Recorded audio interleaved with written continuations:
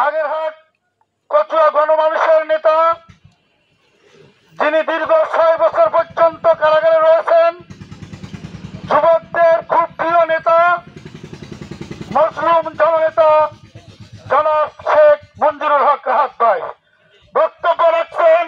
জনাব শেখ মঞ্জুরুল হক রাহাত ভাই।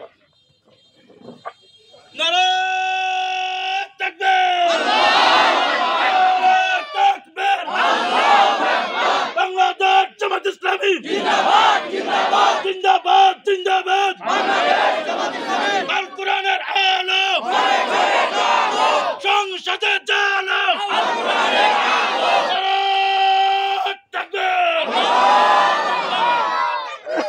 আউযু বিল্লাহি মিনাশ শাইতানির রাজিম। বিসমিল্লাহির রহমানির রহিম। আলহামদুলিল্লাহি রাব্বিল আলামিন। আসসালাতু ওয়াসসালামু আলা সাইয়্যিদিল মুরসালিন ওয়া আলা আলিহি ওয়া আসহাবিহি আজমাইন। শহীদ কাফেলা বাংলাদেশ জামাত ইসলামী ৩ নং গোড়াপাড়া ইউনিয়নের ৪ নং ওয়ার্ড কর্তৃক আয়োজিত আজকের এই সাধারণ সভার সম্মানিত সভাপতি,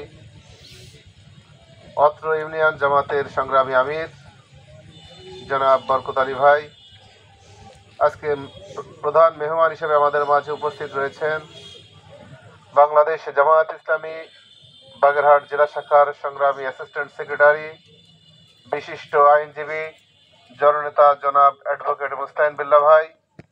মেহমান হিসেবে উপস্থিত রয়েছেন অত্র ইউনিয়নের সম্মানিত নায়েবে আমির, সম্মানিত সেক্রেটারি, সম্মানিত রাজনৈতিক সেক্রেটারি, অত্র এলাকার গণমানুষের জননেতা মাওলানা মনি আমিন ভাই সহ অন্যান্য নেতৃবৃন্দ, এলাকার গণ্যমান্য ব্যক্তিবর্গ, আলেমে দ্বীন, অত্র এলাকার প্রিয় এলাকাবাসী, সবাইকে আমার পক্ষ থেকে আন্তরিক সালাম।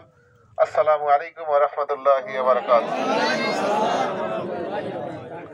আমরা এতক্ষণ ধরে গুরুত্বপূর্ণ বক্তব্য শুনছিলাম।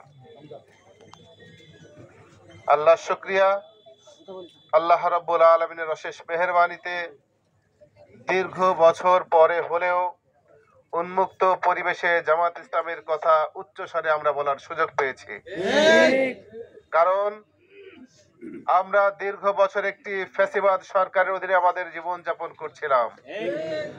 আমরা যে সত্য কথাগুলো এখন বুক ফুলিয়ে বলার চেষ্টা করছি বা বলছি, এই সত্য কথাগুলো বলাটা আমাদের জন্য অপরাধ ছিল।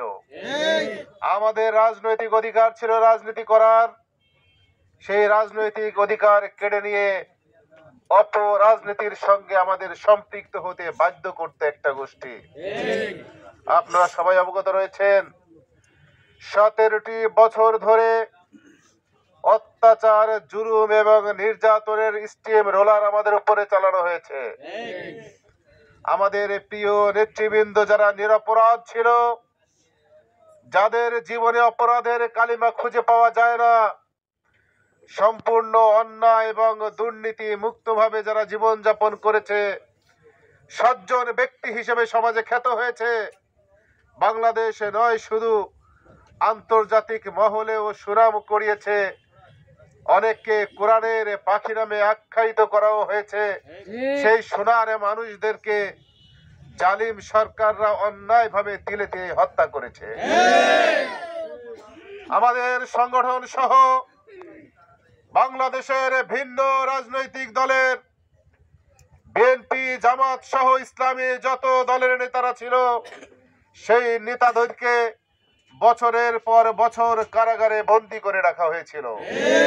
আপনারা জানেন, ফ্যাসিবাদের পক্ষে ছাড়া বিপক্ষেই যারা অবস্থান নিয়েছে, অনেক মানুষকে পঙ্গু করে রাস্তায় ঘুরতে বেরোনো হয়েছে, অনেক মানুষকে বাড়ি ছাড়া করেছে, অর্থনৈতিক ভাবে পঙ্গু করেছে, জীবনটাকে বিষিয়ে তুলেছিল সেই ফ্যাসিবাদ সরকার।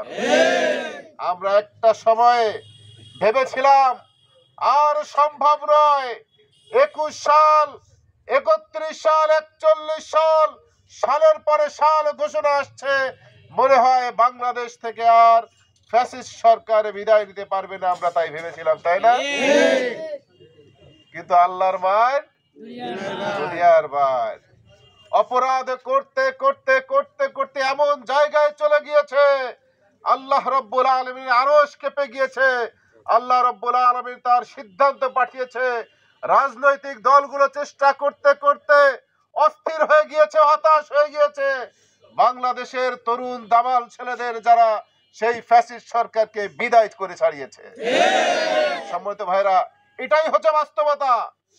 যারাই অন্যায় করবে, অন্যায় করতে চাইবে, যত শক্তিশালী ক্ষমতাধারী হোক না কেন, তাদেরকে বাংলার মাটিতে দীর্ঘস্থায়ী ক্ষমতা এই জনগণ রাখবে না। এই কারণে অন্যায় থেকে মুখ ফিরিয়ে নিয়েছে এই জাতি, অন্যায় মুক্তভাবে জীবন যাপন করার সিদ্ধান্ত নিয়েছে এই জাতি। এই জাতি ন্যায় সত্যের পক্ষে ভূমিকা রাখতে শুরু করেছে। একটু আগে আমাদের মুস্তাহিন ভাই বলেছে, ন্যায় এবং সত্যের পক্ষে ভূমিকা রাখার কারণেই বাংলাদেশের অক্সফোর্ড খ্যাত ঢাকা বিশ্ববিদ্যালয় ইসলামী ছাত্র শিবির বিজয় অর্জন করেছে।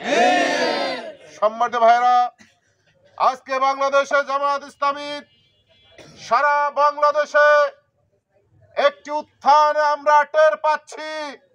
তার একটি মাত্র কারণ, মানুষের তৈরি কোনো আদর্শ বাস্তবায়নের জন্য বাংলাদেশে জামাত ইসলামী রাজনীতি করে না। মানুষের তৈরি আদর্শের মধ্যে ভুল থাকতে পারে, অস্বচ্ছতা থাকতে পারে, মানুষ ভুল করবে, এটাই স্বাভাবিক।